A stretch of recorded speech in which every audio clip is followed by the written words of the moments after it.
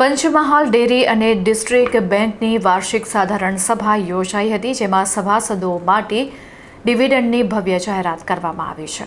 પંચમહાલ, દાહોદ અને મહીસાગર જિલ્લાના લાખો પશુપાલકો માટે આર્થિક જીવાદોરી સમાન પંચામૃત ડેરીની 53મી અને પંચમહાલ ડિસ્ટ્રિક્ટ બેંકની 71મી વાર્ષિક સાધારણ સભા ચેરમેન જેઠાભાઈ ભરવાડના અધ્યક્ષસ્થાને યોજાઈ હતી.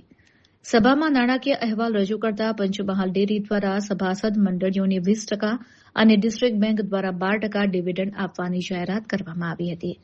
ચેરમેન જેઠાભાઈ ભરવાડે જણાવ્યું હતું કે ડેરીએ દૂધ વેચાણમાં 11%નો વધારો નોંધાવી ₹6,078 કરોડનું ટર્ન ઓવર કર્યું છે તથા ભાવફેર પેટે ₹136 કરોડ ચૂકવાયા છે. આ ઉપરાંત ડિસ્ટ્રિક્ટ બેંકે ₹10.21 કરોડનો નફો કર્યો છે. ખરીફ વર્ષ 2026-27ના ધિરાણની 30 જૂન 2027 સુધીમાં 100% વસૂલાત કરતી મંડળીઓને 0.50% વ્યાજ રિબેટ આપવાની પણ મહત્વપૂર્ણ જાહેરાત કરાઈ હતી. કાર્યક્રમ દરમિયાન ચેરમેને સભાસદોના પ્રશ્નો સાંભળી સ્થળ પર જ નિરાકરણ લાવવા સૂચના આપી હતી.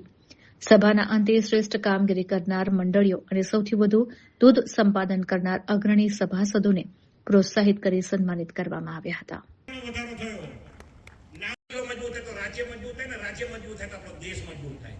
આપણો ભારતનો આત્મા ગામડામાં વસે છે અને ગામડાની એ 200 કરોડ નથી પણ 136 કરોડ આ ફેરા આપી શક્યા છે, કારણ કે યુદ્ધના કારણે કચેરી ગોધરા તથા વિજય Tevar company chartered accountant Vadodara દ્વારા ઓડિટ કરેલ છે. વહીવટી અને હિસાબી ખામીઓની સૂચનાઓને પૂર્તતા મુખ્ય દાહોદ, પંચમહાલ, મહીસાગર ત્રણેય જિલ્લાના પશુપાલકોની માલિકીની ડેરી છે.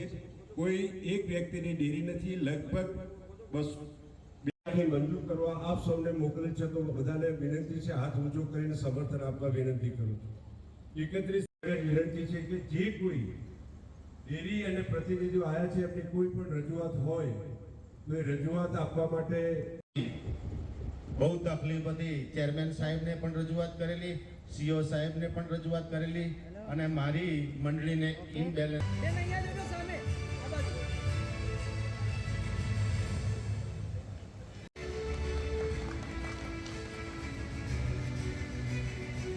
અને કોટીના દુકાન તાલુકો ફતેહ